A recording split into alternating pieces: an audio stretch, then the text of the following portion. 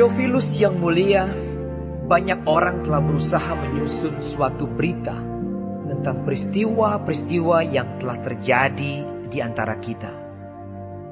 Seperti yang disampaikan kepada kita oleh mereka, yang dari semula adalah saksi mata dan pelayan firman. Karena itu, setelah aku menyelidiki segala peristiwa itu dengan seksama dari asal mulanya, aku mengambil keputusan untuk membukukannya dengan teratur bagimu, supaya engkau dapat mengetahui bahwa segala sesuatu yang diajarkan kepadamu sungguh benar. Pada zaman Herodes, Raja Yudea, adalah seorang imam yang bernama Zakaria dari rombongan Abia. Istrinya juga berasal dari keturunan Harun, namanya Elisabet. Keduanya adalah benar di hadapan Allah dan hidup menurut segala perintah dan ketetapan Tuhan dengan tidak bercacat. Tetapi mereka tidak mempunyai anak, sebab Elisabet mandul dan keduanya telah lanjut umurnya. Pada suatu kali, waktu tiba giliran rombongannya, Zakaria melakukan tugas keimaman di hadapan Tuhan. Sebab ketika diundi sebagaimana lazimnya, untuk menentukan imam yang bertugas, dialah yang ditunjuk untuk masuk ke dalam bait suci dan membakar ukupan di situ. Sementara itu seluruh umat berkumpul di luar dan sembahyang. Waktu itu adalah waktu pembakaran ukupan. Maka tampaklah kepada Zakaria seorang malaikat Tuhan berdiri di sebelah kanan mezbah pembakaran ukupan. Melihat hal itu ia terkejut dan menjadi takut. Tetapi malaikat itu berkata kepadanya, "Jangan takut, hai Zakaria, sebab doamu telah dikabulkan, dan Elisabet istrimu akan melahirkan seorang anak laki-laki bagimu, dan haruslah engkau menamai dia Yohanes. Engkau akan bersukacita dan bergembira, bahkan banyak orang akan bersukacita atas kelahirannya itu. Sebab ia akan besar di hadapan Tuhan, dan ia tidak akan minum anggur atau minuman keras, dan ia akan penuh dengan Roh Kudus mulai dari rahim ibunya. Ia akan membuat banyak orang Israel berbalik kepada Tuhan Allah mereka. Dan ia akan berjalan mendahului Tuhan dalam roh dan kuasa Elia, untuk membuat hati bapa-bapa berbalik kepada anak-anaknya, dan hati orang-orang durhaka kepada pikiran orang-orang benar, dan dengan demikian menyiapkan bagi Tuhan suatu umat yang layak baginya." Lalu kata Zakaria kepada malaikat itu, "Bagaimanakah aku tahu bahwa hal ini akan terjadi? Sebab aku sudah tua dan istriku sudah lanjut umurnya." Jawab malaikat itu kepadanya, "Akulah Gabriel yang melayani Allah, dan aku telah diutus untuk berbicara dengan engkau dan untuk menyampaikan kabar baik ini kepadamu. Sesungguhnya engkau akan menjadi bisu dan tidak dapat berkata-kata sampai kepada hari di mana semuanya ini terjadi, karena engkau tidak percaya akan perkataanku yang akan nyata kebenarannya pada waktunya." Sementara itu orang banyak menanti-nantikan Zakaria. Mereka menjadi heran bahwa ia begitu lama berada dalam bait suci. Ketika ia keluar, ia tidak dapat berkata-kata kepada mereka, dan mengertilah mereka bahwa ia telah melihat suatu penglihatan di dalam bait suci. Lalu ia memberi isyarat kepada mereka, sebab ia tetap bisu. Ketika selesai jangka waktu tugas jabatannya, ia pulang ke rumah. Beberapa lama kemudian Elisabet istrinya mengandung, dan selama 5 bulan ia tidak menampakkan diri.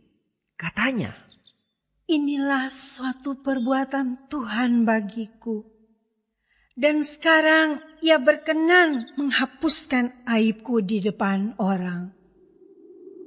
Dalam bulan yang ke-6, Allah menyuruh malaikat Gabriel pergi ke sebuah kota di Galilea bernama Nazaret, kepada seorang perawan yang bertunangan dengan seorang bernama Yusuf dari keluarga Daud.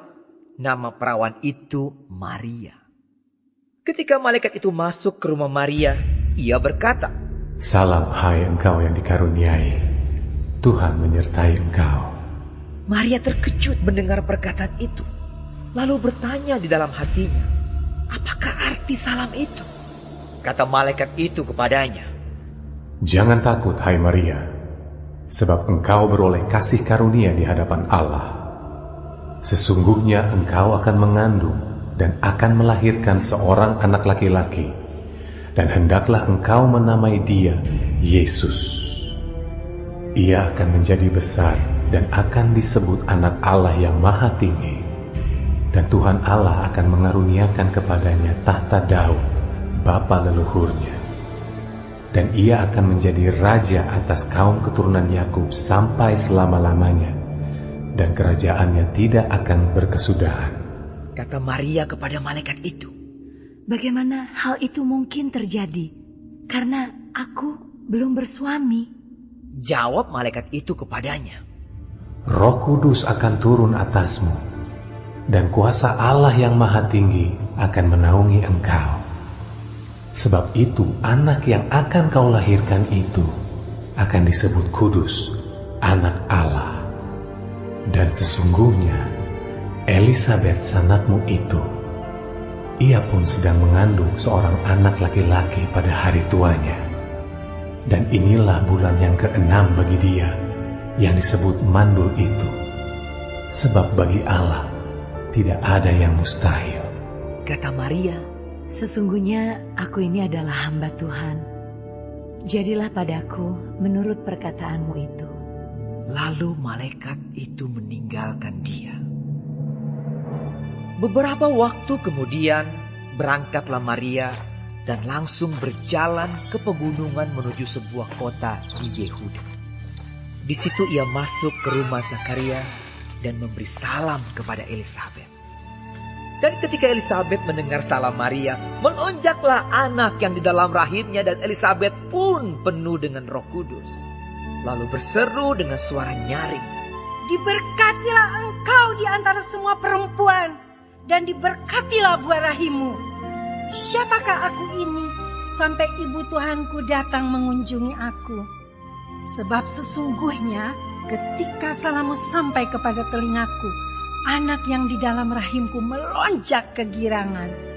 Dan berbahagialah ia yang telah percaya, sebab apa yang dikatakan kepadanya dari Tuhan akan terlaksana. Lalu kata Maria, "Jiwaku memuliakan Tuhan, dan hatiku bergembira karena Allah, Juru Selamatku. Sebab ia telah memperhatikan kerendahan hambanya. Sesungguhnya mulai dari sekarang, segala keturunan akan menyebut aku berbahagia. Karena Yang Maha Kuasa telah melakukan perbuatan-perbuatan besar kepadaku, dan namanya adalah kudus. Dan rahmatnya turun-temurun atas orang yang takut akan dia. Ia memperlihatkan kuasanya dengan perbuatan tangannya, dan mencerai-beraikan orang-orang yang congkak hatinya. Ia menurunkan orang-orang yang berkuasa dari tahtanya, dan meninggikan orang-orang yang rendah. Ia melimpahkan segala yang baik kepada orang yang lapar, dan menyuruh orang yang kaya pergi dengan tangan hampa. Ia menolong Israel hambanya, karena ia mengingat rahmatnya, seperti yang dijanjikannya kepada nenek moyang kita, kepada Abraham dan keturunannya untuk selama-lamanya." dan Maria tinggal kira-kira 3 bulan lamanya bersama dengan Elisabet, lalu pulang kembali ke rumahnya. Kemudian genaplah bulannya bagi Elisabet untuk bersalin, dan ia pun melahirkan seorang anak laki-laki. Ketika tetangga-tetangganya serta sanak saudaranya mendengar bahwa Tuhan telah menunjukkan rahmat-Nya yang begitu besar kepadanya, bersukacitalah mereka bersama-sama dengan Dia. Maka datanglah mereka pada hari yang ke-8 untuk menyunatkan anak itu, dan mereka hendak menamai dia Zakaria menurut nama bapaknya. Tetapi ibunya berkata, "Jangan, ia harus dinamai Yohanes."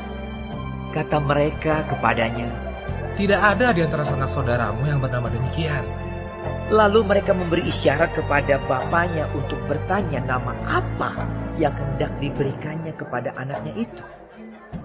Ia meminta batu tulis, lalu menuliskan kata-kata ini.